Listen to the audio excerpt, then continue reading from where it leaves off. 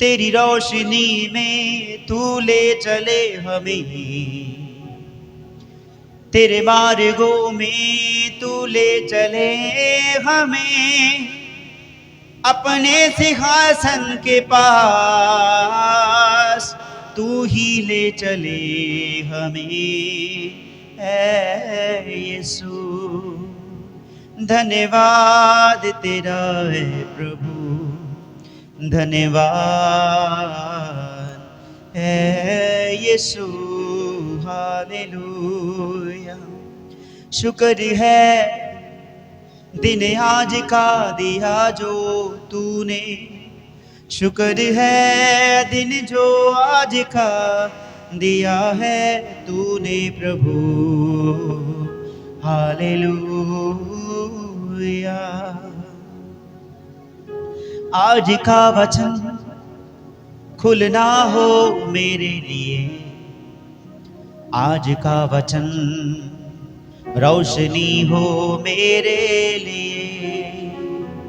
जिंदगी में है जो अंधियारा जाता रहे आज के वचन के साथ, जब तेरा वचन हो दिल में रहे ना अंधेरा मेरे साथ। शुक्र है तेरा प्रभु, शुक्र है तेरा यीशु, शुक्र है मेरे प्रभु तेरी हजूरी के लिए।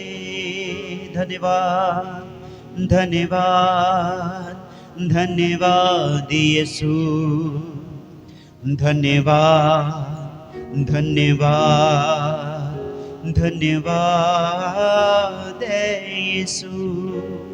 मेरे परमेश्वर, मेरी दुआ है आज इस समय के दौरान जो भाई बहन, जो बेटे बेटियां तेरी हजूरी में आए हैं, तेरी प्रेजेंस में आए हैं, मेरे परमेश्वर हमारी प्रार्थना है हर एक भाई बहन तेरे वचन से भर जाए, तेरे वचन के प्रकाश से भर जाए। मेरे परमेश्वर हर एक कमजोरी, गरीबी, लाचारी, बीमारी, हर एक दिक्कतें, उलझने तेरे बच्चों के बीच में से हमेशा के लिए दूर जाती रहे। यह हमारी आशीष है पिता। महिमा तेरी हो, बड़ाई तेरी हो। मेरे परमेश्वर आज का तेरा वचन का खुलना सभी के लिए एक रोशनी, एक बेदारी का कारण ठहरे। सभी जन मिलकर दुआ करें, हाथों को उठा के प्रार्थना करें कि परमेश्वर आज हम तेरी हजूरी में आए हैं, हमें खाली उठने ना देना, हमारे हृदयों को खाली और शोकित मत रहने देना, हमारी सोचों को किसी जकड़न में जकड़े ना रहने देना, हमारी जिंदगियों को किसी जकड़न में जकड़े ना रहने देना। मेरे शरीर, मेरे मन, मेरे हर एक विचार, जिंदगी के हर एक पहलू को जो तेरी ओर से है, मेरे परमेश्वर मेरी जिंदगी का हर एक पल किसी बोझ के तले दबा हुआ ना रहे। मेरे परमेश्वर आज जितने भी भाई बहन तेरे वचन को सुनते हैं, इस गांव के बीच प्रधान याजक सुनते हैं और हर एक वर्ग का मनुष्य सुनता है, घरों में, अपने खेतों में, खलियानों में, अपने कामों में, मेरे परमेश्वर तेरे वचन को सुने और उद्धार पाए तेरे वचन के अनुसार।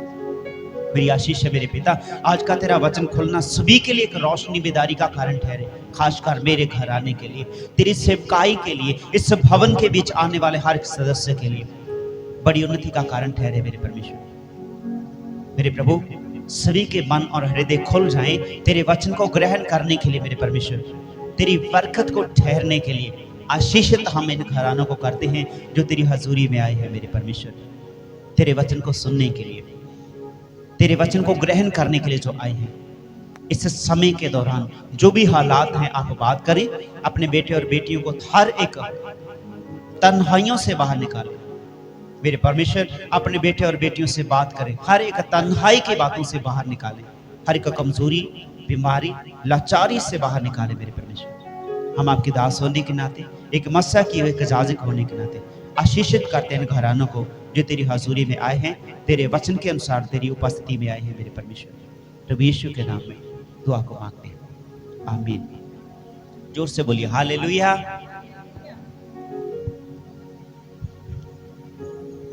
जोर से बोलिए हालेलुया, हालेलुया, सभी जन ऊंची आवाज में हालेलुया, हालेलुया। मेरे प्रियो, आज जो सुबह से लेकर अभी तक आप सभी लोगों ने आराधना की, और खासकर उसके वर्शिप में जो समय बिताया, जे आपके लिए बड़ी बेदारी और उन्नति का कारण है और बड़े छुटकारे का कारण है। पिछले समयों में हम इन बातों को लगातार सीखते आ रहे हैं कि अंतिम समय की कुछ निशानियां हैं, जिन निशानियों से हमें सावधान रहना है और परमेश्वर का वचन हमें चौकन्ने करता है, सावधान करता है मेरे भाई। हालेलुया।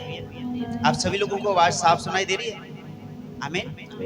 कोई साउंड की, कोई फ्रीक्वेंसी का कोई सिस्टम ठीक है? आमीन। हालेलुया।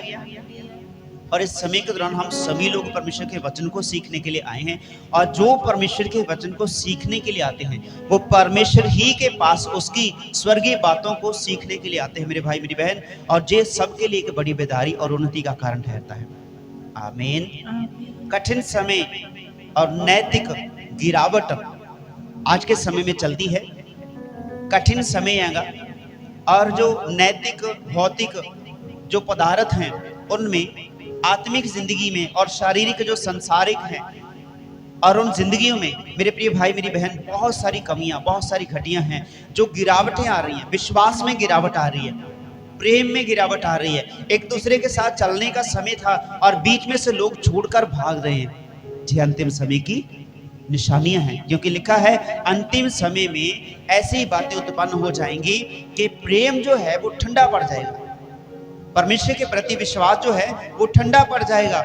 यदि आप चाहते हैं कि अंतिम समय में हम बचे रहें, तो विश्वास में, भरोसे में, ईमान में परमेश्वर के साथ जैसे चलते आ रहे हैं वैसे ही हमें चलते रहना है। वैसे ही आप चलते रहिए, ताकि जगत में बदल रहे हालातों के बीच जो कठिनाइयां हैं, वो सारी कठिनाइयां आपके जीवन को हल्का ना कर दे कहीं पे। आमीन। आपके जीवन को कहीं उन विपत्तियों में ना लेके चले। इसलिए यीशु ने कहा कि समय निकट है, लगातार प्रार्थना करते रहो, कहीं ऐसा ना हो तुम परीक्षा में पड़ जाओ। आमीन। परमेश्वर हमें बचाते हैं मौत के बंधनों से। एक बार छोटी सी हम बात आपको बताते हैं, बिब्लिकल तो नहीं है, आउट ऑफ बिब्लिकल है, जगत में से ली गई, और ये समझाने के लिए काफी लोगों ने बयान किया कि परमेश्वर जो है अपने भक्त जनों की जो संकट होते हैं उनको जो सूली होती है, सूली को सूल बनाकर पेश कर देते हैं। आमीन।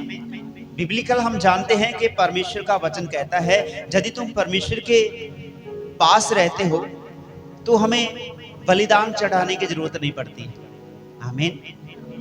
अपनी मुक्ति के लिए बलिदान चढ़ाने की जरूरत नहीं पड़ती। अपनी छुटकारे के लिए किसी विशेष कर्म को करने की जरूरत नहीं रहती। आमीन। और जो परमेश्वर के निकट रहते हैं वो भले लोग रहते हैं, उनकी सारी मांगियां उनको छोड़कर जाती रहे। जितना आप परमेश्वर के पास आते हो, मान लो इस मार्ग पर चलते हैं, आपके मार्ग में आपको ठोकर लगी, शायद आपको कोई दूसरा सुनने वाला कहेगा, बताने वाला, आपको जानने वाला कहेगा कि तू यीशु की तरफ जाता था, तू धर्म की तरफ, धर्म की खोज में चला रहता था, स्वर्ग के राज्य की खोज करने के लिए जा रहा था, तू तो प्रार्थना करने के लिए जा रहा था, तेरे पाँव में तो चोट लग गई। आमीन। तेरे पैर में तो ठोकर लग गई। क्या करेगा तू ऐसे परमेश्वर का जिसके कारण तुझे ठोकर लगी है? हालेलुया। मेरे प्रिय, हम आपको बताना चाहते हैं कि ये ठोकर जो है लग गई, जो आपकी मौत को परमेश्वर ने उस ठोकर में बदल दिया। बोलिए हालेलुया, हालेलुया। परमेश्वर आपके उस मौत की जो क्षण होते हैं उनको बदल कर एक छोटी सी ठोकर का कारण ठहरा देते हैं। हालेलुया।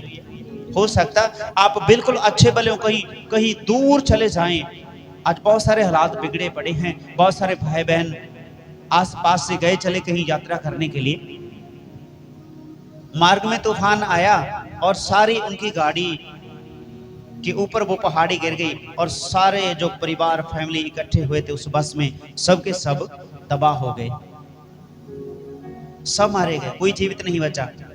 इसीलिए यदि रास्ते में आपको ठोकर लगी, आप वापस हो लिए, तो मेरे भाई ये परमेश्वर का संदेश था आपके लिए कि आपकी ठोकर लगना लाजमी है। हालेलुया। परमेश्वर कहते हैं सच्ची जो सच्चाई है वो ठोकर का कारण बनती है। अभी कोई नशे करने वाला कोई मनुष्य अपने बीच में बैठा हो और हमें नहीं पता कि वो नशा करता है, परमेश्वर का वचन कहता है कि तू शराब मत पी, जे तेरा नाश कर देगी। और वो मनुष्य को पता चलेगा कि जे बंदा मेरी तरफ इशारा कर रहा है, आमीन, जे तो मुझे ही कह रहा है, जे तो मेरे लिए बोल दिया, मैं आज ही जहां आया था आज ही मेरी पंडी कर दी इन्होंने, आमीन। लेकिन परमेश्वर का जो वचन है मेरे भाई मेरी बहन, वो अंदर से जांचता है मनुष्य को, गहरे हृदय के विचारों को जांचता है, वो परख लेता है उन सारी बातों को जो परमेश्वर अपने लोगों के बीच रखता है मेरे भाई मेरी बहन, हालेलुया। वो अपने लोगों को सुचेत करता है, आगाह करता है, चौकन्ना करता है। इसलिए तो यीशु ने कहा सावधान, तुम्हें कोई भरमाने ना पाए, सावधान रहिए, अंतिम दिन है, प्रार्थना करनी बंद ना करिए, कहीं ऐसा ना हो तुम परीक्षा में पड़ जाओ। जब आप प्रार्थना करते हैं, आपके सामने कोई परीक्षा आती है मेरे भाई, वो परमेश्वर है जो उस परीक्षा को आपके सामने लेकर के आया, नहीं तो आपको पता नहीं चलता उस परीक्षा का। आप उस परीक्षा में चले जाते, परीक्षा पास नहीं होती और आप उस परीक्षा के बीच ही फेल हो जाते और आपकी जान चली जाती, आमीन। कब के मिट्टी में मिल जाते अगर परमेश्वर का वचन आपके और मेरे सामने ना होता। अगर परमेश्वर अपने इकलौते पुत्र यीशु मसीह के वसीले से जगत में आकर अपनी वाणी ना देते, अपने सच संदेश को ना देते, अपने पवित्र वाचा की बातों को ना सिखाते, वो ना कहते कि पाप ना कर, तो कैसे जानते कि पाप क्या है, हालेलुया। व्यवस्था ने सारी बातों को उजागर कर दिया कि तू पाप ना कर, तब सोचने लगे पाप ना कर, जे क्या चीज है जो हमें करनी नहीं है। जब पता चला कि ये चीजें हैं जो पाप है, आमीन, मेरे लिए परमेश्वर ने एक फूल दे दिया जो मेरे साथ में रहता, आमीन, मेरा जीवन साथी मेरे को दे दिया।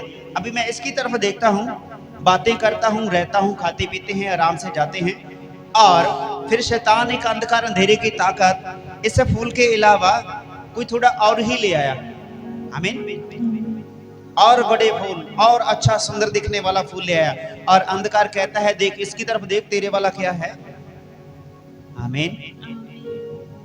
तुझे व्यवस्था सिखाती है कि पाप है यदि ये आपका हिस्सा है और आप इस हिस्से से उस बड़े हिस्से की तरफ दौड़ते हैं, ये पाप है।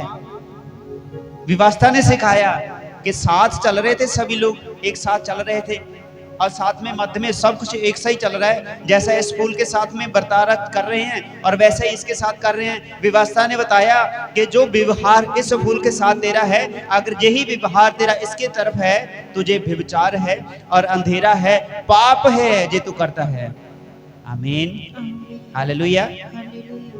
व्यवस्था ने उजागर कर दिया। इन्हीं बातों की भी जब आप प्रार्थना करते हैं, आपको पता चलता है कि भाई ये बात सही है और ये बात जो है गलत है। परमेश्वर सिखाता है आपको, परमेश्वर का वचन सिखाता है। व्यवस्था आई, परमेश्वर का इकलौता पुत्र आया, उसके वसीले वचन को दिया गया। यहोवा परमेश्वर ने पूरा बल लगा लिया लोगों को सुधारने के लिए, जगत के पैगंबरों ने सुधारने के लिए बल लगा लिया।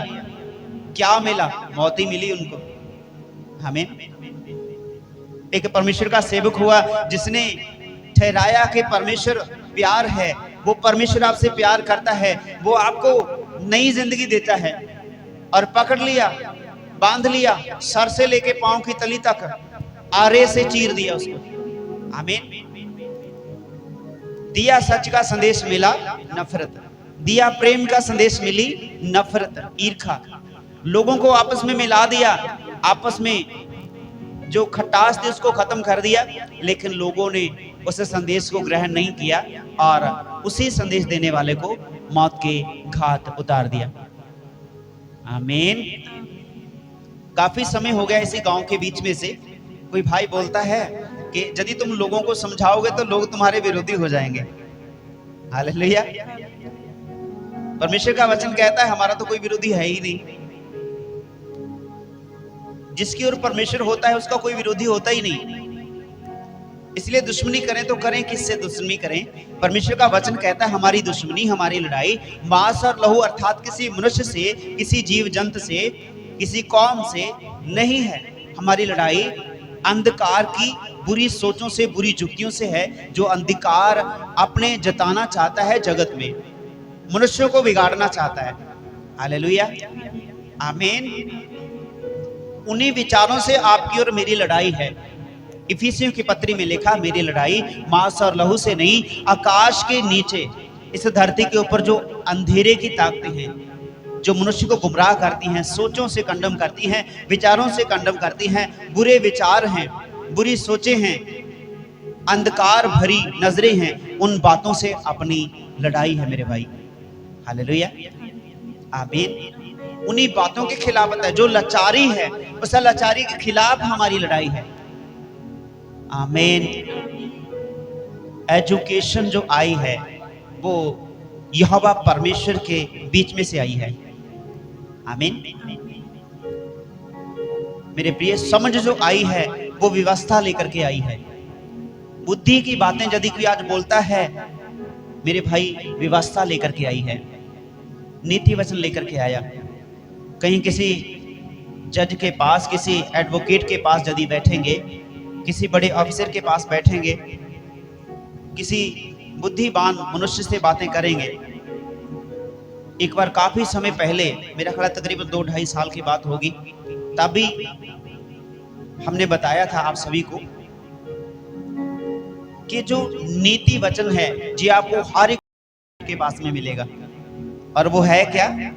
परमेश्वर का बाइबल। हालेलुया। परमेश्वर का पवित्र शास्त्र, नीति वचन।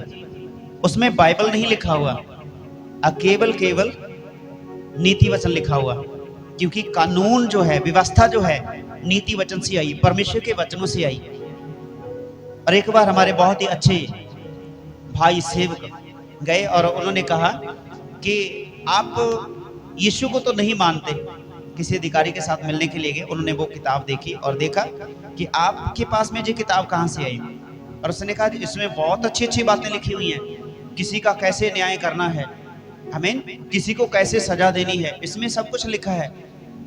और अब अपने प्रिय भाई ने पूछा, आप इसी से न्याय करते हैं? हाँ, मैं इसी से न्याय करता हूँ। बहुत अच्छी है जीवन शैली को अच्छा बनाने के लिए। और उसने कहा आपको पता है ये क्या है? कहा नहीं, किताब है, नीति वचन है। वो कह नीति वचन नहीं है। जी है तो नीति वचन कहाँ से लिया आपने? जी है किसका संदेश?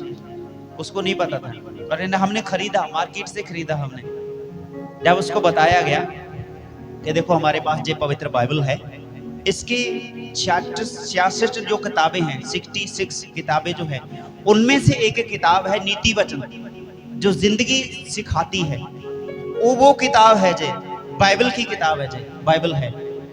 आपने ले लिया तो उसने कहा वही धन्य है, इसमें तो ऐसा कुछ लिखा हुआ कि जो लोग कहते हैं कि ऐसा है, इसमें तो ऐसा कुछ भी नहीं है। मैंने पढ़ा, मैं खुद न्याय करता हूँ, अपने भाई बहनों को बताता हूँ कि भाई ऐसे चलना है आप लोगों ने। आमीन। तो ये न्याय व्यवस्था जो आया है, ये परमेश्वर की ओर से आया है। लोग पढ़ते हैं, बुद्धि की बातें बोलते हैं, इंग्लिश बोलते हैं, अंग्रेजी बोलते हैं, उर्दू फारसी कैसे कैनन बोलते हैं। मेरे भाई, ये परमेश्वर के वचन से सब कुछ दिया गया। भाषा परमेश्वर ही ने सिखाया सभी को। जब एक ऊंचा ब्रिज बना रहे थे, लोग कहते हैं कि हम परमेश्वर के तक पहुंच जाएंगे, आसमान तक।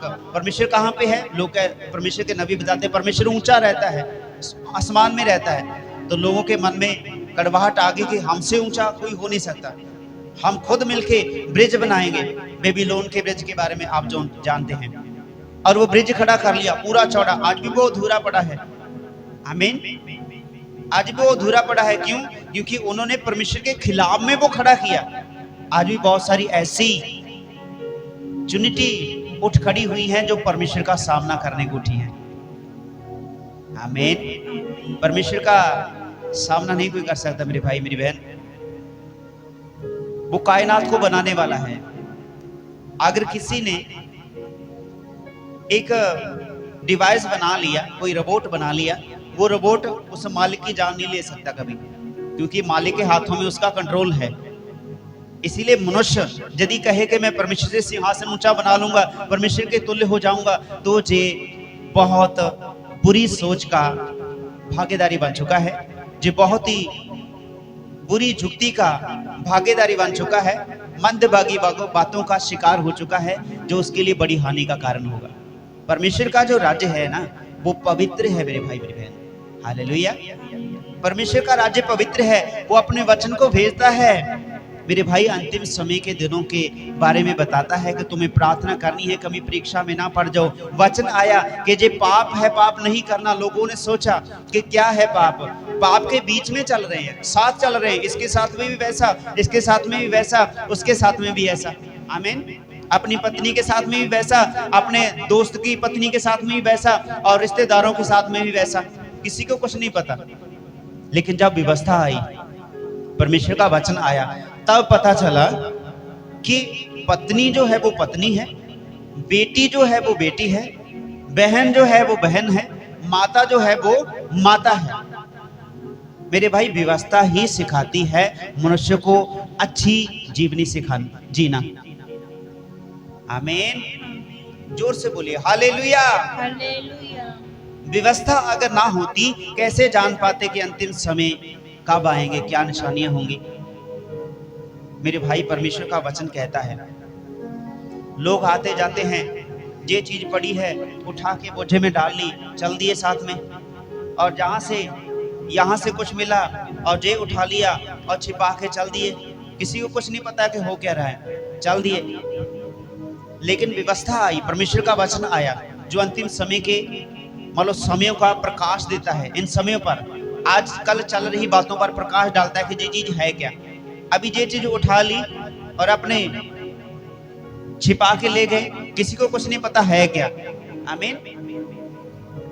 जिसकी थी वो ढूंढ रहा है कि जहां पर मेरी चीज थी पता नहीं कहां चली गई। जो उठा के लेके गया वो भी सोचता है जहां पे पड़ी थी मैं उठा के लेके जा रहा हूं, पता किसी को नहीं। लेकिन असल में जब बुक ऑफ एक्सोडस जो कूच की किताब है, मूसा के द्वारा लिखी गई, 10 आज्ञाएं जिसे बोलते हैं, मूसा के द्वारा वचन लिखा गया कि तुम्हें चोरी नहीं करनी है। आमीन। मूसा ने पूरे गले फाड़ फाड़ कर बताया कि ये जो चीज तुम करते हो ना, ये चीज कर ली, ये चोरी है। आमीन। अगर तुम पूछ के लेते, वो तुम्हें देता, तो ये सहमति होती, तो ये चोरी नहीं ठहरती। बिना पूछे किसी को किसी की चीज उठा लेना, लोग सोचते हैं पड़ी थी मैंने उठा ली। भाई व्यवस्था बताती है कि ये चोरी है।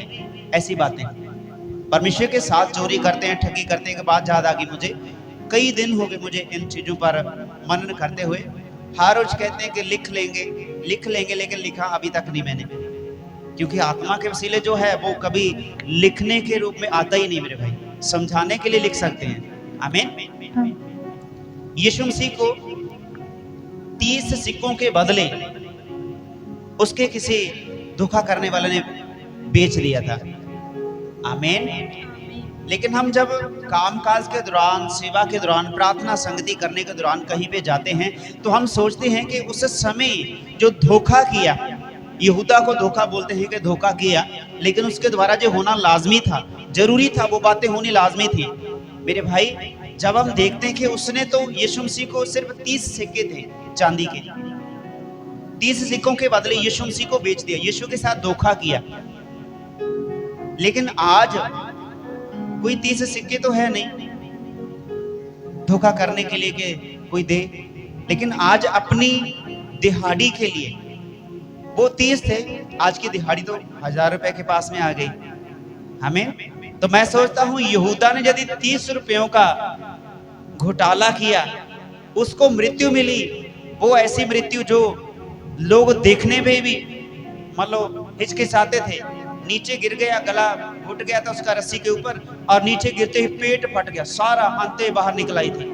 तो यदि उसका 30 रुपए के बदले इतना बुरा हाल हो सकता है, तो आज यदि आप परमेश्वर के इस एतवार को, इस सब्बत के दिन को तुच्छ जान के अपनी किसी दिहाड़ी मजदूरी के मतलब लालच में ऐसी बातें हैं, तो मेरे भाई कितनी बड़ी कठिन बात होगी, सहने से बाहर होगी। हालेलुया। इसलिए परमेश्वर कहता है जो परमेश्वर का है वो परमेश्वर को, जो जगत का है वो जगत को। अपनी प्रार्थना का समय मिस ना करें कहीं भी। जो दूर से आते हैं, उन दूर वालों से निवेदन है कि आप जब दूर से आते हैं, हर एतवार नहीं आया जाता, तो अपने घर में अपने कामकाज करते दौरान आप प्रार्थना में रहिएगा। हालेलुया। ताकि हम उन लोगों के साथ दोषी ना ठहर जाएं जो कुरिन्थियों की पत्री में लिखा कि तुम्हें इसलिए परमेश्वर ने अलग किया कि तुम उन लोगों के साथ दोषी ना ठहरो। क्योंकि जगत तो दोषी ठहर चुका। कहाँ पे? जिन्होंने यीशु पर विश्वास नहीं किया। आपने विश्वास किया, आपके ऊपर दोष नहीं है।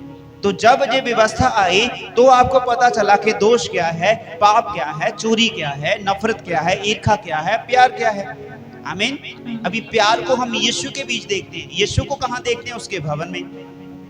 भवन में हम क्या देखते हैं? परमेश्वर के दास को। और दास क्या देखता है? कलीसिया को। आमीन। और कलीसिया में मिलकर परमेश्वर उनके बीच में क्या करता है? अपने वचन को भेजता है। हालेलुया। क्योंकि एक जगह पे परमेश्वर का दास कहता है वो अपने वचन को भेज के लोगों को चंगा करता है। और फिर एक जगह पे लिखा परमेश्वर अपने लोगों में कोई बीमारी नहीं भेजता। आमीन। जे बीमारी, जे बोझ, जे संकट, क्लेश, बबाएं जे जगत की हैं, जो हमारे साथ में चलती हैं, जब हमको परमेश्वर का वचन मिलता है, हम ग्रहण करते हैं, तब हमें पता चलता है कि जे संकट है, आमीन, जे परीक्षा है जिसमें हम चल रहे हैं, तब पवित्र आत्मा आपको कायल करता है, समझाता है कि देख वो शैतान के पास में यीशु को भी लेके। आज सुबह भी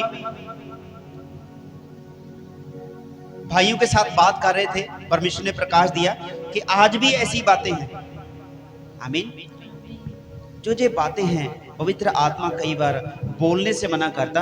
कई बार कुछ बातें बोलनी होती है, पवित्र आत्मा परमेश्वर जो है उन वचनों को बुद्धि से बाहर निकाल के लेके चलता है। आमीन। और जो बातें नहीं होती वो बोलने के लिए डालता है नया प्रकाश। परमेश्वर कहता है अंतिम समय में ऐसा होगा कि विश्वास, प्रीति ठंडी पड़ जाएगी और बहुत सारे भरमाए जाएंगे। मेरे भाई मेरी बहन, वो बीमारियां कलेशों में फंस जाएंगे, मारे मारे फिरेंगे, पाप के बीच में फंस जाएंगे, अभिलाषाओं के बीच फंस जाएंगे, एक दूसरे के प्रति भरोसा समाप्त हो जाएगा। जो हमने पढ़ा था 2 तीमुथियुस 3:1-5 तक। हर एक जगह पे आपदाएं आएंगी, लड़ाई झगड़े होंगे, क्लेश होंगे, एक दूसरे के प्रति कड़वाहट बढ़ जाएगी। मेरे भाई जो निशानियां हैं, किसी को मिल गया तो जल्दी से पढ़ देना कि जब तुम लड़ाइयों और बलवों की चर्चा सुनो तो घबरा ना जाना। अभी क्या हो रहा है? लड़ाई और झगड़े की बातें सुनने को मिलती हैं, अफवाहें भी सुनने को मिलती हैं बिना वजह से। अभी जो मसीह लोगों के खिलाफ लोग बात करते थे, टिप्पणियां करते थे कि मसीह लोग ऐसे हैं, जे ऐसे हो गया, जे ऐसे हो गया, इन्होंने ये कर दिया, वो कर दिया। अभी उन लोगों के खिलाफ सरकार ने एक्शन ले लिया, सच्ची में, रियलिटी में। और उन्होंने एक्शन ले लिया जो विदेशी सरकारें हैं कि जो पंजाब में, जो भारत में मसीह लोगों पर अत्याचार लोग कर रहे हैं, संगति बंद करवा रहे हैं, उनके खिलाफ में परमेश्वर ने अपने सरकारों को एक्शन में ले दिया। हालेलुया।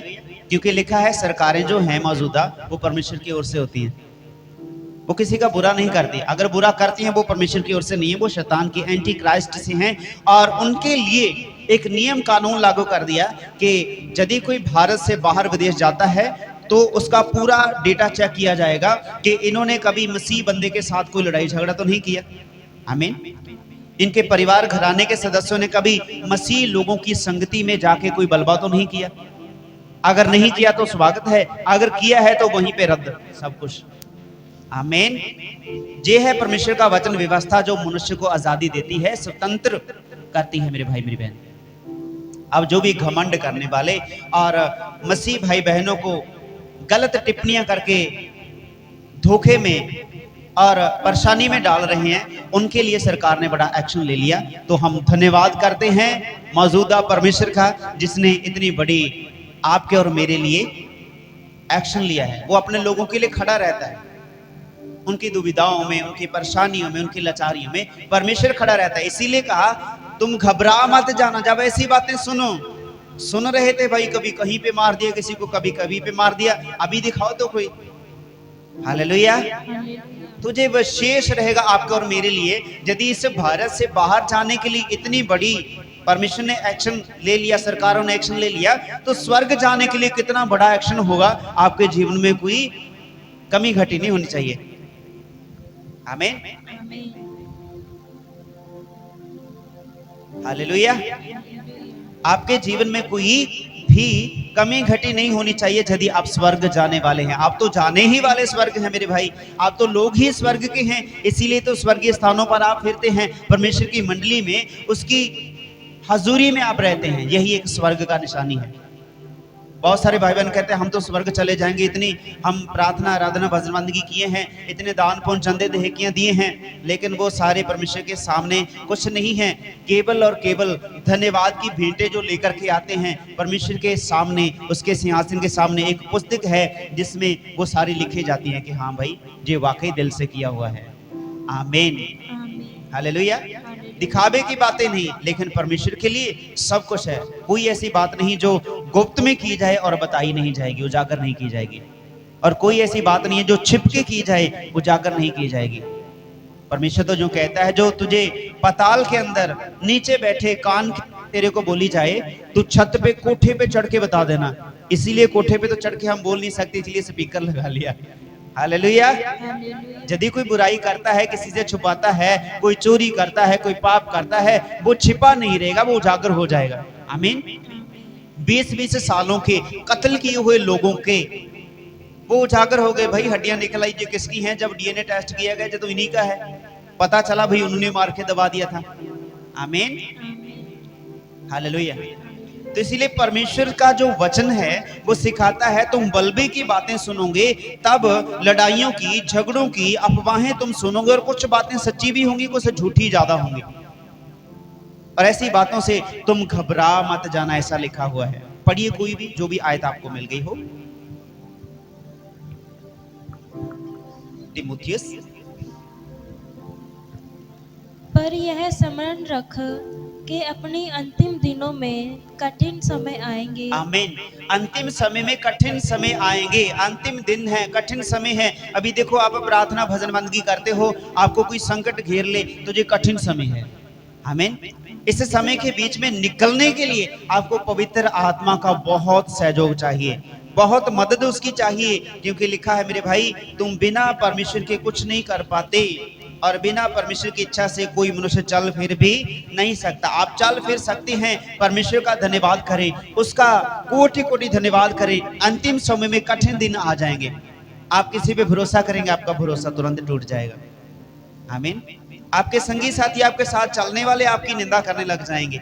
ऐसा कठिन समय, कठिन समय वो नहीं होता कि आप भीड़ में चले जाइए और भीड़ में आप तंग हो रहे हैं, पैर पे पैर धरते चल रहे हैं, घुटने गिरते हुए उठा नहीं जा रहा, वो कठिन समय नहीं। कठिन समय असल में वो होता है मेरे भाई, जब सारी भीड़ आपको छोड़कर चली जाए, जब आप बिल्कुल अकेले रह जाएं। कठिन समय वो है जब आपके पास में एक रोटी तक ना हो खाने के लिए।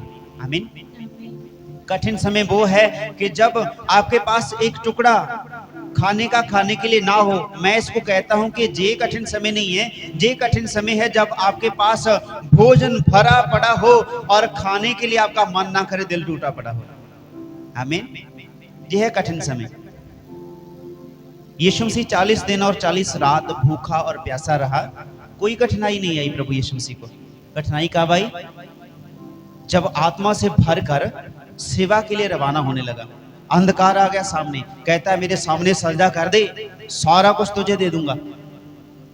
लेकिन प्रभु यीशु मसीह कहता है तू अपने सृजनहार परमेश्वर ही को, अपने करतार ही को सजदा कर, उसी के सामने माथा टेक। तो यही तो कठिनाई है। सभी के साथ में घुल मिल के, मिट्टी है मिट्टी के साथ मिट्टी हो लिए, और सोना है सोने के साथ सोना हो लिए, कोई कीचड़ है कीचड़ के साथ कीचड़ बन गए। आमीन। गोबर पड़ा है बाहर, गोबर के साथ गोबर हो लिए। ये कठिनाई नहीं है। कठिनाई तो ये है जैसे हैं वैसे ही चलते रहे।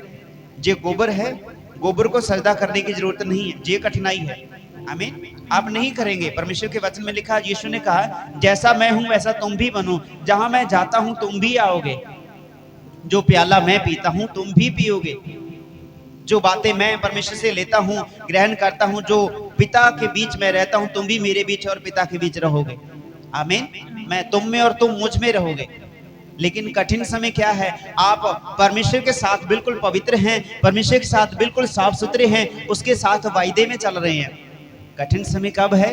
जब आप अपने परमेश्वर की ओर चलते हैं, सामने वाला गोबर कहता है मेरे बीच आके हाथ लिपटा ले भाई, और पड़ा हुआ पास में कीचड़ कहता है मेरे में पैर डुबोले। आमीन। यहाँ पर सुगंधी पड़ी है, सुगंधी की मुझको लगा ले, तेरे से महक आने लगेगी। हम बताना चाहते हैं मिट्टी से बनी हुई वस्तुएं वो मिट्टी में मिल जाएंगी। कीचड़ जो है वो कीचड़ है, पानी लगेगा वो कीचड़ बहता जाएगा। आमीन। जो सुगंधी पड़ी है जो कहती है मैं बहुत ही खुशबूदायक हूं, मुझे अपने मुझे अपने सीने पे लगा ले, मुझे अपने बदन पे लगा ले, तेरे बीच में से महक आने लगी, मैं ऐसी सुगंधी हूं, मुझको अपने साथ लेके घूम। लेकिन हम कहना चाहते हैं वो सुगंधी लगाई हुई जब आप नहाएंगे सारी सुगंधी निकल जाएगी। एक छोटी सी बात बताना चाहते हैं के अंदर किसी हमारे प्रिय मित्र की भाई की शादी हुई और शादी हुई बहुत अच्छी धूमधाम से, बहुत अच्छा हुआ। और वहां पर एक गाड़ी वाला ड्राइवर उनका ही मित्र था, हमारा प्रिय भाई उसका नाम है। और जब उस शादीशुदा जोड़े को, जो शादी हुई थी नई, उस जोड़े को लेके घर छोड़ के आया और बहुत अच्छा प्रेम उन लोगों ने दिखाया और अपनी उस भाभी को भी नमस्ते किया, सारा कुछ अच्छा इंतजाम करके आया। और ठीक है मैं सुबह आऊंगा, सुबह जाना है कहीं पे, चला गया गाड़ी में छोड़ के, नए जोड़े को छोड़ के चला गया। जब सुबह आता है जाकर के वो क्या करता है, कुर्सी पे बैठ जाता है उनके घर में, कुर्सी पड़ी, कुर्सी पे बैठ गया। और एक लड़की आती है अंदर से और कहती है भैया चाय लेके आऊं? और कहता हाँ चाय पीऊंगा मैं। चाय पीने लग गया भाई, चाय देके गए, देख चाय पी रहा है, चारों तरफ देख रहा है, वो किसी चीज को ढूंढ रहा था वो। आमीन। वो लड़की फिर आई, भैया कुछ और चाहिए? नहीं नहीं कुछ नहीं चाहिए, बस चाय पीने लगा। चाय पी के कप खाली करके उसने रख दिया और उस लड़की को जो चाय देके गई जिसको कहना बहन यहाँ पे आना, जो कल शादी वाली वो लड़की थी जिसकी शादी थी हमारे मित्र के साथ, वो कहाँ पे आई? आमीन। और वो लड़की उसे देखने लगी, बड़ी भयभीत होने लगी। वो सोच रहा है कि ऐसा क्यों कर रही है, तू ऐसा क्यों करने लगी? वो अंदर चली गई, फिर वापस आई, आके कहते भैया वो मैं ही हूं। आमीन। और खड़ा हो गया, नहीं नहीं वो तो गोरी चिट्टी थी, वो तो इतनी सुंदर लग रही थी। भैया मैं ना नहा ली। आमीन। चर्च में भी बताएगी उसी माहौल में क्या तो ऐसे हालात हो गए। मान लो जो सुगंधी है आपको कहेगी बहुत अच्छी, मुझे लगा ले, तेरी जो है अच्छी शाइनिंग तेरे ऊपर आ जाएगी। लेकिन क्या उस सुगंधी का भाई, क्या उस रंग रूप का जो बारिश आए जाते जाते भाई पहचान भी ना आए। आमीन। जो पिछले रविवार भी आपको बताया था कि अगर मेरा पिता मुझे बुलाता है, जैसा हूं वो मुझे जानता है। आमीन। जैसे हालातों में चल रहा हूं वो जानता है कि मेरे बेटे के कैसे हालात हैं। यदि इन हालातों से ऊपर उठकर मैं अपने हुलियों को बदल के उसके पास में जाऊंगा, वो कहेगा मैं बेटे को मैं जहां पे बैठा हूं, और वो देखेगा मेरा बेटा अभी आया नहीं। आमीन। ऐसा ही आज हालातों में है, लोग अपने आप को इतना बदल लेते हैं, जिस पिता के साथ मिलने के लिए वहां गए वो पिता उनको कह देगा भाई मेरा घर तो वहां पे है। आमीन। मैं तो वहां पे तेरा इंतजार कर रहा, तू कहां पे है? आमीन। वो सुगंधी को नहीं सूंघता मेरे भाई, वो आपके ऊपर वाले चेहरे को नहीं देखता। वचन कहता है वो तो तेरे अंदर को देखता है। आमीन। अंतिम समय में ऐसी घटनाएं होंगी, एक बार फिर से पढ़ेंगे बेटा, दूसरा तीमुथियुस 3। पर यह स्मरण रख के अंतिम दिनों में कठिन समय आएंगे। आमीन। कठिन समय आ जाएंगे। अभी हमारा ये प्रचार कई दिन लगातार चलेगा जी। आमीन। हो सकता है 2026 में लास्ट तक ये प्रचार का जो प्रकाश है वो चलता रहे, कि कठिन समय आएगा। कठिन समय वो नहीं कि जहां पर जैसे लोग हैं वैसे ही हुलिया बना लिया। आमीन। कठिन समय ये नहीं है कि आपको बड़े सुंदर अच्छे घरानों के बीच में जाना पड़ रहा है, आप वहां पे जाके वैसा ही अपना हुलिया बना रहे हैं। ये कठिन समय नहीं है। कठिन समय तो ये है बड़े घरानों ने आपको बुलाया, जैसे आप हैं वैसे ही उनके सामने आए और वो आपको बुलाएं। हालेलुया। कठिन समय तो यही है। कठिन समय ये नहीं कि आप अच्छे कपड़े पहनकर अच्छी शादियों में अच्छे घरानों में जाएं। कठिन समय ये है कि आप जैसे हालात में हैं वैसा उनके सामने जाएं, वो आपको आदर नहीं देंगे। जो मैंने देखा है, आमीन, वो आपको आदर नहीं देंगे। जैसे आप हैं वैसे ही परमेश्वर आपको आदर देता है। परमेश्वर ने बुलाया सभी को कि आ जाइए। वो अच्छे अच्छे लोग आना बंद कर दिए चर्च में, वो अच्छे अच्छे लोग परमेश्वर के वचन को सुनना बंद कर दिए, अपने दरवाजे बंद कर लेते हैं कि आवाज सुन रही है, आवाज सुन रही है। मेरे भाई, वो बातों से अलग निकल के आइए। परमेश्वर का वचन कहता है तुम जैसे हो वैसे ही परमेश्वर में बने रहो, जैसा तुम्हें बुलाया गया था वैसे ही बने रहो। आज अपने आप को संवारने की कोशिश लोग करते हैं, जैसा तेरी शादी होगी बेटी वैसे तू रहने की जरूरत है। आमीन। ज्यादा रंग रूप चढ़ाने की जरूरत नहीं, जब बारिश आएगी तू नहाएगी तो तेरा सारा रंग रूप उतर जाएगा। आमीन, हालेलुया। इसीलिए जैसा मनुष्य परमेश्वर ने बना दिया, उसने तो बिल्कुल साफ सुथरा बनाया था। और जगत के कीचड़ ने कहा मुझे लगा ले भाई, तेरा रंग रूप निखर जाएगा, वो भी लगा लिया। सुगंधी आई, मुझको लगा ले, तेरे से महक आने लगेगी। महक तो आने लगी, लेकिन वो महक कुछ समय की थी जो बिखर गई। असल में महक किस चीज की होनी चाहिए? परमेश्वर के वचन की महक होनी चाहिए। आमीन। कठिन समय आ जाएगा, जैसे आप काम से अपने बिजनेस से आते हैं वैसा ही घर में प्रवेश करना कठिन है। आमीन। सुगंधी लगाकर तो भाई आप कहीं पे चले जाओगे। आमीन। सुगंधी लगाकर तो आप कहीं पे भी चले जाओगे, लेकिन मुश्किल और कठिन समय, इसी पे बात कर रहे हैं ना अपन लगातार कि कठिन समय आएंगे। कठिन समय तो ये है मेरे भाई कि आप जैसे हैं वैसे ही चलते जाएं, वैसे ही चलते जाएं। पिछले समय कुछ भक्तजनों से बात हुई और उन्होंने बताया कि जहां पर हम भक्ति करते हैं, अपने क्रिश्चियनिटी में से नहीं है, कि जहां पर हम भक्ति करते हैं हमें एक ही वस्त्र महीना महीना भर पहनने के लिए देते हैं, दूसरा वस्त्र नहीं कोई देते। आमीन। ताकि उनका पता चल जाए कैसा इनका रहना सहना है। हालेलुया। और ये भी उनके साथ में एक कागज पर लिखा जाता कि ये धोने नहीं है। जितने दिन यहाँ से ऑर्डर हो गया कि जे कपड़े तूने पहन के रखने ने, इतने दिन तूने प्रार्थना अरदास विनती करनी है और तूने जे कपड़ों को धोना नहीं है। बिल्कुल नए मावे वाले कपड़े उनको दिए जाते हैं। यदि उनमें कोई दाग हो, कोई अशुद्धता का दाग हो, तो उनको वहां से निकाला जाता है, उनको सजा दी जाती है, फिर कहते हैं कि आजा नए कपड़े डाल के फिर बैठ जा। आमीन। और इसलिए मेरे भाई अपने आप को इस तरह रखें कि परमेश्वर जहां कहीं भी आपको जैसा भी रखे वैसे ही आप परवान हो उस परमेश्वर के सामने। आपको अपनी भक्ति को ज्यादा खिलारा डालने की जरूरत नहीं है। आमीन। अपने आप को ज्यादा दिखावे में लेकर के आने की जरूरत नहीं है। जो आपको बात बताई थी कि पिछले समय किसी भाई ने कहा कि यदि तुम किसी को बताओगे तो तुम्हारे साथ ऐसा होगा, तो भाई होने दो, कम से कम आग लगाने वालों में तो नाम नहीं आएगा। हालेलुया। कम से कम ये तो नहीं कोई कहेगा कि इसने तो भाई किसी को नशा बांट दिया, ये तो नहीं कहेगा कि इसने तो भाई भुक्की फीम डोडे बेच दिए, किसी को खाने की मत दे। हम तो ये कहते हैं कि जो कुछ नशा है जीवन में, दो परिवार इस चर्च में बैठे बैठे आग बबूला बन के निकल गए, निकल जाओ भाई, हमें क्या है। क्योंकि परमेश्वर के वचन में आया कि तुम्हें नशा नहीं करना है।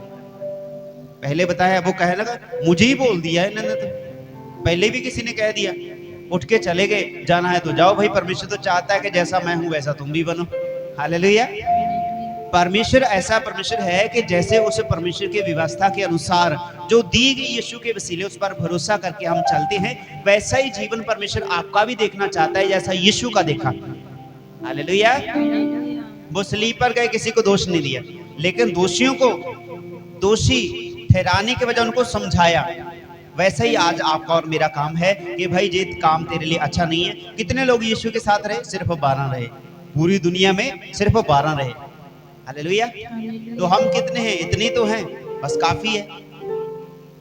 परमेश्वर की हजूरी जो है वो मनुष्य को अलग कर लेती है। परमेश्वर ने तुमको चुन लिया तुम्हारे भाई बहनों से, तुम्हारे संगी साथियों में से, कि तुम उनके साथ दोषी ना ठहराए जाओ जो अंधकार अंधेरे की युक्तियों पर चलते हैं। हालेलुया। यही कठिन समय है। आपको अकेले चलने में दिक्कत होती है, आपको अकेले प्रार्थना करने में दिक्कत होती है। बहुत सारे लोग हों, ऊंची ऊंची शोर मचा रहे हैं, बीच में आप खड़े रहे, कुछ भी बोलते रहे, कोई चक्कर नहीं पड़ता। लेकिन मुश्किल तो तब खड़ी हो जाती है जब आप बिल्कुल अकेले हों और आपको कोई कह दे बेटा प्रार्थना करो, आमीन, आमीन। तब मुश्किल खड़ी हो जाती है। इसीलिए अपने आप को तैयार रखें, ये कठिन समय है मेरे भाई मेरी बहन। और एक बार लूका की अंजील 21 अध्याय उसकी 9 आयत को हम पढ़ेंगे ऊंची आवाज में, क्योंकि कठिन समय है ना, इसके विषय में हम सीख रहे हैं। कठिन समय है, कठिन समय से कैसे आप निकल सकते हैं, उन बातों पर आप मनन कर रहे हैं कि ये कठिन समय है आपके और मेरे लिए। प्रार्थना भजन बंदगी बहुत सारी भीड़ में करनी आसान है लोगों के सामने, लेकिन अकेले बैठकर प्रार्थना करके देखिए, फिर पता चलेगा कि आपका शरीर आपका साथ देता है, आपकी सोचें आपका साथ देती हैं, आपके विचार आपके साथ हैं। हालेलुया। हालेलुया। पढ़ेंगे बेटा। जब तुम लड़ाइयों और बल्बों की चर्चा सुनो तो घबरा ना जाना, क्योंकि इनका पहले होना अवश्य है। आमीन, इनका पहले होना अवश्य है। जब कोई लड़ाई झगड़ों की तुम बात सुनो तो घबरा मत जाना, यही तो लिखा, जो घबरा गए वो नीचे गिर गए भाई, वो अपने मार्ग से भटक गए। लेकिन आपको घबराना नहीं, बल्कि प्रार्थना में लगे रहना है। बोलिए हालेलुया, हालेलुया। जोर से बोलिए हालेलुया। हालेलुया। परमेश्वर आपसे बात करता है कि बेटा ये कमी है इसको दूर कर दो। परमेश्वर मुझसे बात करता है कि बेटा ये कमी है इसको दूर कर दो। तो आपको और मुझको इस ताड़ना को झेल के इन बातों को अपने जीवन से दूर करना है, और परमेश्वर हर एक भटकाने वाली बात को आपके जीवन से दूर कर देगा। इसलिए कठिन समय है प्रार्थना करने का, भजन बंदगी में रहना बहुत कठिन समय है। रात भर डीजे चलता रहे, सारी रात नाचे जाएंगे, खुद भी नहीं सोएंगे थे और गवांडियों को भी नहीं सौन देना। आमीन। अगर कोई कीर्तन कर रहा हो, अगर कोई भजन बंदगी कर रहा हो, तो सभी को ऐसा लगेगा भाई सोने भी नहीं दे रहा। आमीन। 1 घंटा भी नहीं झेलेंगे। सारी रात डीजे पे लड़कियां, बच्चे, जवान, बूढ़े, बुजुर्ग, ऐसा चला नहीं जाता लोगों से, घुटने दर्द करते हैं, ऐसे सोटी पकड़ के चलते हैं। लेकिन जब डीजे लगा हो और लगा हो सीधे मूसे वाला, तो फिर बड़ा भंगड़ा पाउंदे नेगे। आमीन। बहुत अच्छी गल हैगी, अच्छी बात है नाचना कूदना, लेकिन थोड़े समय के लिए। परमेश्वर के वचन में लिखा, यदि कोई दुखी है उसके साथ में दुख बांटा जाए, और यदि कोई खुशी में है तो उसके साथ में खुशी साझी करनी जरूरी है। हालेलुया। लेकिन परमेश्वर का वचन हमें कहता है, जब दुख है तुम्हें स्थिर रहना है, जब तुम्हें बहुत खुशी है तो डर के साथ खुशी मनानी है। इसलिए परमेश्वर के लोग हर एक बात को पूरे ध्यान से रखते हैं। आमीन। और पिछले समय में हम प्रार्थना करते रहे, और कुछ भाइयों ने पूछा कि चर्च का स्पीकर नहीं लगाया, आपने प्रार्थना नहीं करी। तो मैंने कहा भाई हमारे घर के पास किसी बेटे के चोट लगी, और उसकी वजह से हम स्पीकर ऊपर वाला लगाए नहीं, प्रार्थना किए, ये अंदर वाले स्पीकर भी नहीं लगाए हमने, क्योंकि ये चीजें जरूरी हैं देखनी। अगर किसी के घर में दुख है तो हमें दर्द होता है, तकलीफ होती है। आमीन।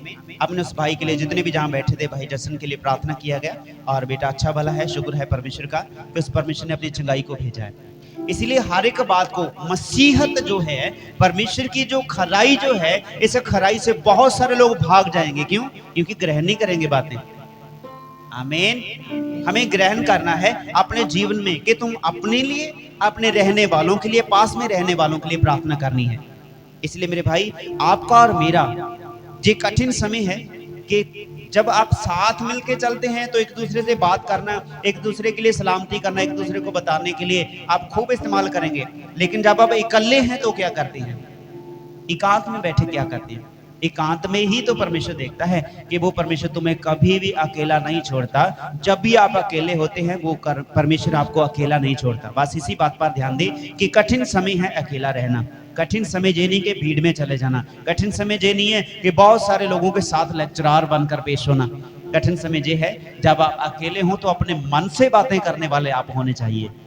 आमीन। आमीन। इसी कारण अंतिम समय की जो निशानियां हैं, तथा जगह जगह पे अकाल भूकंप पड़ेंगे, अकाल आएंगे, भूकंप पड़ेंगे, लड़ाई झगड़े तुम सुनोगे। इन सारी बातों को सुन के तुम्हें घबराना नहीं। यहीं पर परमेश्वर अपने वचन को संपूर्ण करने की आज्ञा देते हैं। इसी पे हम मनन करेंगे कि कठिन समय है, कैसे हमें कठिन समय में चलना है। यीशु के पास पुकार आता है कि तुम मेरे सामने सजदा कर दो, सारी बातें तुम्हें दे दूंगा। क्या कठिन था? यीशु कह देता, दे दे भाई, सब कुछ राज करेंगे जहाँ पे। यही संसार की बातों को यीशु ने रद्द किया कि जो संसारी की बातों ने, मत्ती की इंजील में लिखा, तुम पहले स्वर्ग के राज्य की खोज करो और स्वर्ग के राज्य कहाँ पर है? Where is a kingdom of heaven? आमीन। कहाँ पर है परमेश्वर का राज्य? उसकी खोज कोई नहीं करता। पिछले समय में काफी स्टडी की, अगले दिनों में भी हम स्टडी शुरू करेंगे कि किथे हैगा वो परमेश्वर का राज, किहड़ियां गल्लां दे विच हैगा, कहाँ पर है परमेश्वर का राज्य। तो उन बातों को सीखेंगे। तो इसलिए परमेश्वर के राज्य की खोज करेंगे तो सारी बातें अपने आप मिलेंगी। दुख और कष्ट और कलेश में चले जाते हैं वो लोग जो एकदम से धनी बनना चाहते हैं। आमीन। इसलिए धनी बनना अच्छी बात है, एकदम से धनी बनना झूठ फरेब से वो आपके लिए कठिनाई को पैदा कर देगा। इसलिए अपने आप को सावधान रखें। कठिन समय ये नहीं है कि बहुत सारा पैसा हो, खाना पीना हो, रहने के लिए अच्छी बातें हो, वो कठिन समय नहीं है। कठिन समय ये है कि जब आप अकेले हैं, परमेश्वर आपको दिखा रहा है कि ये बातें कब पूरी होने वाली हैं, उस समय तक रुकना और इंतजार करना, धीरे धरना बहुत कठिन है। आमीन। लेकिन जिन्होंने धीरज धर लिया वो धन्य लोग हैं, क्योंकि परमेश्वर उस धीरज को देखते हैं। और प्रकाशित वाक्य में लिखा कि मैंने तुम्हारे धीरज को देखा, लेकिन फिर भी एक कमी है। वो कमी क्या है? आइए हम सभी जन खड़े होकर प्रार्थना करेंगे और जो कमी है उस कमी को अपने जीवन से दूर कर दीजिए। परमेश्वर आपसे बात करते हैं। अंतिम समय में ऐसी बातें होंगी, लड़ाई झगड़े होंगे, परिवार में क्लेश बढ़ जाएंगे, बीमारियां बढ़ जाएंगी, अचनचेत दुर्घटनाएं होंगी। मेरे भाई, ऐसी बातों से हमें सावधान रहना है। यदि कोई ऐसी बात होती है तो आपको स्मरण करना है कि यीशु के साथ ऐसी बातें हुई कि मौत तक उसने वफादारी दिखाई। बस अपने इस कठिन समय में चलते रहिए, परमेश्वर का हाथ पकड़कर, परमेश्वर का हाथ थाम कर चलिए। वो परमेश्वर अपने लोगों को आजाद कर देते हैं। हर एक विपत्ति समय आता है, बल्कि अभी है कि मुक्ति और उद्धार आज ही है। और आज से आप परमेश्वर के साथ एक छोटा सा कोई वायदा जो परमेश्वर के साथ आप करना चाहते हैं, जो करना चाहते थे, कभी प्रार्थना नहीं कर पाए, तो आज आपके पास में समय है। कोई ऐसा वायदा जो आप करना चाहते हैं, लगातार प्रार्थना में बनना चाहते हैं और हर महीने अपने घर में प्रार्थना करना चाहते हैं, जहाँ पर परमेश्वर के साथ पूरी, जैसा भी परमेश्वर आपके मन में डाले कि प्रार्थना में रहना है और खाना पीना, कभी उपवास रखना है, उपवास नहीं रखे तो उन बातों को परमेश्वर के साथ में आज बोल के जाना। क्योंकि परमेश्वर अपने भवन में है, अपने इस शहर पनाह में है, जहाँ पर वो अपने भवन को, प्रार्थना वाले निवास स्थान को बनाए हैं और वो अपने भवनों में वास करता है। और ऐसा लिखा, जहां जहां मैं जाऊंगा, जहां जहां तुम मेरा नाम लोगे, वहां वहां अपने नाम का स्मरण तुझे करवाऊंगा। जहां भी तुम 2 या 3 जने इकट्ठे होगे, मैं तुम्हारे बीच मौजूद हूंगा। यहाँ पर आप इकट्ठे हुए इस प्रार्थना भवन में, तो यहाँ पर परमेश्वर मौजूद है। वो आपसे चाहते हैं कि मांगो, तुम्हें क्या चाहिए, मांगो तो तुम्हें दिया जाएगा। बुक ऑफ मैथ्यू चैप्टर 7, मांगो तो तुम्हें दिया जाएगा, ढूंढो तो तुम्हें मिल जाएगा, खटखटाओगे तो तुम्हारे लिए खोला जाएगा। मेरे भाई, आपको मांगना है जो आपकी इच्छा है, बस मांग के इंतजार करना है। मांग लेना, विश्वास करना और इंतजार करना है आपको। परमेश्वर आपको इस महीने में अपनी सामर्थ्य से भरने वाला है, अपने कामों में लेकर के चलने वाला है, आपके हाथों के काम में बरकत देने वाला है, आपकी रोजमर्रा की जिंदगी में आपको शांति देने जा रहे हैं। वो है परमेश्वर यहोवा, वो यीशु के वसीले हम उसको जाने हैं। तो यीशु आपको कहता है, मेरे बेटे मेरी बेटी, मैं तुम्हें कभी अकेला नहीं छोड़ता। तो अपने आप को अकेला मत जानिए। परमेश्वर ने कहा, यदि धन्य है वह लोग, यीशु मसीह के वचन में लिखा मेरे भाई मेरी बहन, धन्य है वह लोग जो गरीब हैं, क्योंकि स्वर्ग का राज्य उन्हीं का है। धन्य है वह लोग जो आज प्यासे हैं, अच्छी वस्तुएं पीने चाहते हैं लेकिन पीने का समय नहीं, पैसा नहीं है। मेरे भाई, धन्य है वह लोग जो आज प्यासे हैं, क्योंकि वो तृप्त किए जाएंगे परमेश्वर के वचन से। धन्य है वह लोग जो आज भूखे हैं, भूखे कोई रोटी की नहीं, भूख कोई अच्छे कपड़ों की नहीं। मेरे भाई, भूख है परमेश्वर से मेल मिलाप करने की। परमेश्वर कहता है, धन्य है वह लोग जो आज भूखे हैं, क्योंकि वो रजाए जाएंगे, पेट भर के खाएंगे। यदि शारीरिक रोटी की जरूरत है, कमी है, वो रोटी पूरी हो जाएगी, आपकी कमी नहीं रहेगी खाने पीने की वस्तुओं की। यदि आत्मिक रीति से आपको वचन नहीं मिल रहा, तो वचन आपको पूरा मिलेगा, आपकी पूरी भरकर, पेट भरकर आपको दिया जाएगा, कटोरे भरकर उमड़ते हुए दिए जाएंगे आपको। धन्य है वह लोग जिनकी आज निंदा होती है, क्योंकि आदर उन्हीं का। धन्य है वो लोग जो गरीब हैं, क्योंकि स्वर्ग के राज्य के भागीदारी होंगे। मेरे भाई, मेरी दुआ है आज कोई भी कमिटमेंट आप परमेश्वर के साथ करते हैं, वायदा परमेश्वर के साथ करते हैं, तो उस वायदे के अनुसार आप प्रार्थना करनी शुरू कर दीजिए। प्रभु, मैं हर महीने जो दिन मेरे घर में ठहराया गया, मैं पूरे ईमान से उस समय में बना रहूंगा। जो प्रार्थना मेरे से पिछले समय में हुई नहीं, मेरे अतीत को मैं पीछे छोड़ता हूं। प्रभु, आज से मैं तेरी हजूरी में आई हूं, मैं तेरी हजूरी में आया हूं। मेरे प्रभु, मेरे जीवन में मेरे पिता जो प्रार्थना का समय निरंतर बना रहे, मैं कभी भी तेरी सभा से अलग ना हो, तेरी प्रेजेंस से अलग ना हो। मेरे सर पे अपना हाथ रखना, मेरे ऊपर अपनी करुणा भरी नजर रखना, अपनी कृपा रखना। मेरे परमेश्वर, अपने हाथों में लेकर मुझे चलाएं। मैं तेरे बिना नहीं रह सकता, मैं तेरे बिना चल नहीं सकता, मैं तेरे बिना कुछ भी नहीं, मैं तेरे बिना रत्ती भर भी अपनी जगह से हिल नहीं पाता। मेरे परमेश्वर, तेरी इच्छा के अनुसार मैं चलूं। आज तक मैंने अपनी इच्छाओं को पूरा किया, लेकिन आज से मैं तेरे सलीब को लेकर चलता हूं। अपने जीवन में तेरे वचन को लेकर के चलता हूं। ऐसा वायदा परमेश्वर के साथ करिए। तो परमेश्वर के साथ जो वायदे करते हैं, और परमेश्वर वफादार का वफादार है। आप यदि परमेश्वर के साथ वफादार हैं, तो परमेश्वर वफादारों का वफादार है। वो परमेश्वर आपको वफादारी दिखाएगा। प्रभु यीशु से मेरी दुआ है आज का वचन पढ़ा और सुना जाना इस गांव के लिए, खासकर इस कलीसिया के अंदर, इस चर्च के अंदर, तेरे प्रार्थना भवन के अंदर जो भी भाई बहन आए हैं, सभी के साथ उन्हें बातें की। जीवन में बेधारी बहुत ऐसे आने पाए। तेरे वचन का प्रकाश, तेरा संग सदा इनके साथ में बना रहे, तेरी हजूरी बनी रहे। वचन का पढ़ा सुना जाना सबके लिए आशीषित और बरकत का कारण ठहरे पिता, प्रभु यीशु के नाम में, आमीन। मेरे परमेश्वर, मेरी दुआ है हर एक कमी, हर एक घटी जीवन से दूर जाए। जिन भाई बहनों ने गांव में सुना, वो गांव में उनके घरों में शांति सलामती है। यदि किसी के घर में नशा है, वो नशा जाता रहे।